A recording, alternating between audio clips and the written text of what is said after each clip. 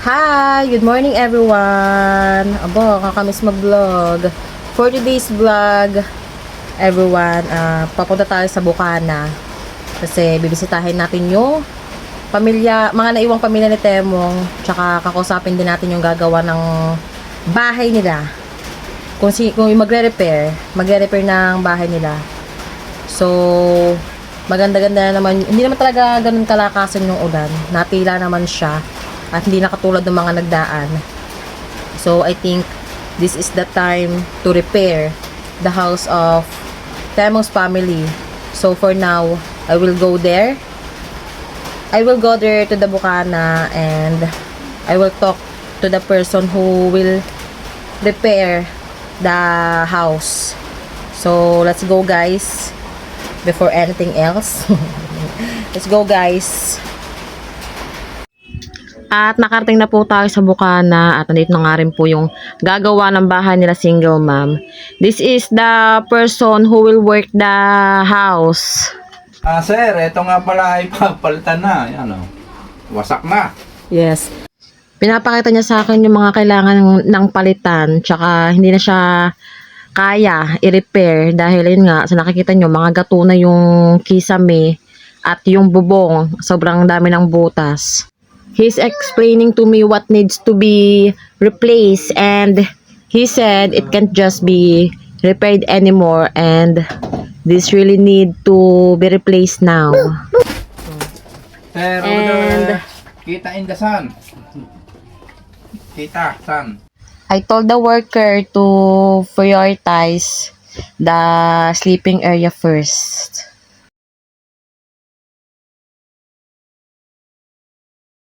Yero, butas-butas na. Look.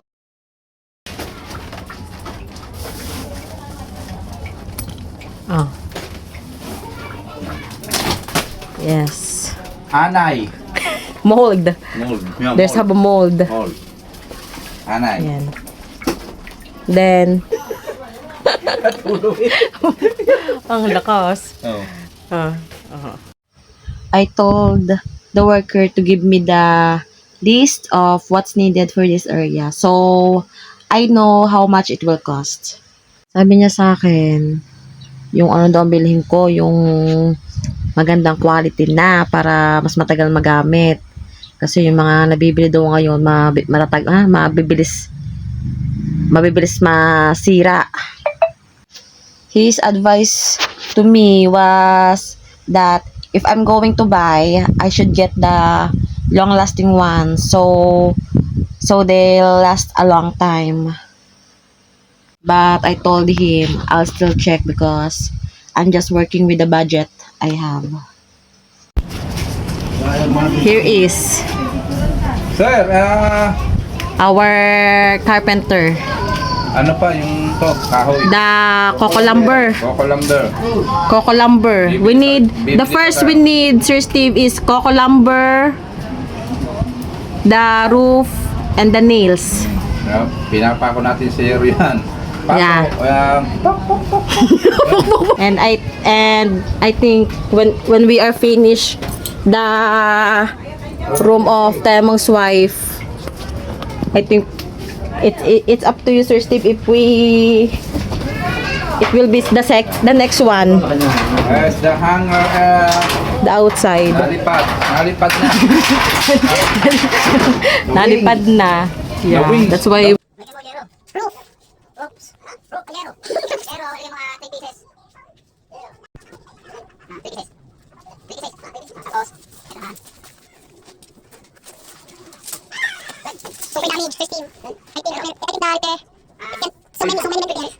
Number 12.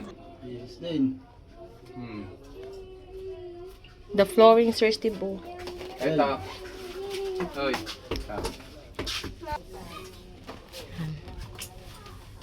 Sir Steve, this is the two person that I will told you last night. This is RR. This is Christina's husband. Christina's husband. She don't have work, Sir Steve, Good lumber. because 2x3. she work at the sea. Good lumber. Fisherman, vendor. Good lumber 2. And now I'm at the hardware and I checked the price of the listed materials, and I decided to buy them already so they can start tomorrow. It came up to 10,188 pesos, so I advanced the remaining balance, what's called, lacking amount first. So sorry Sir Steve, I did not tell you.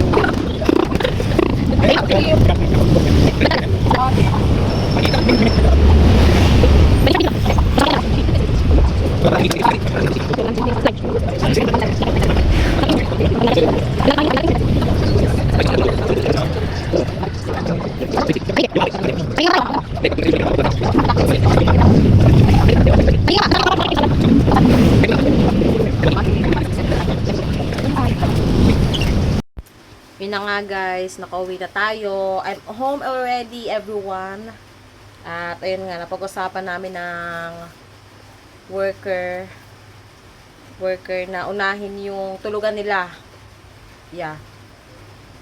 I told to the worker, Sir Steve, to prioritize the area where the family sleep first, because that's the really important now. At ayun nga, nagpunta ako ng hardware. Tinanong ko kung in-estimate ko yung nilista ng worker kung magkano yung magagastos, kasi ang Sir Steve binigay sa akin is 10,300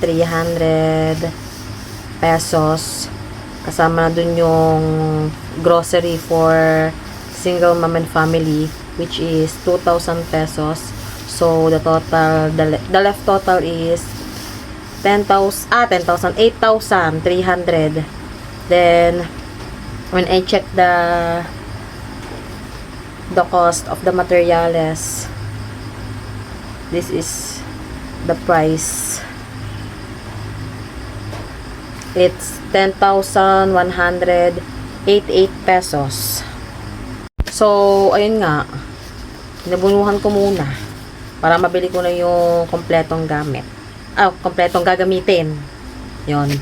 So what I did today, Sir Steve, I was covered the lacking amount first. But I feel bad for you, sir. I feel bad because I did not tell you. I'm so sorry. And by the way, this is the complete list for the sleeping area. So when the weather getting better tomorrow, we can finally start and we will see what happened. We will see what happened, ano. And thank you so much, Sir Steve, for all your help, for everyone, of course. Thank you so much, and more blessings. God bless you always. More blessings to come. Bye bye everyone. See you on part 2.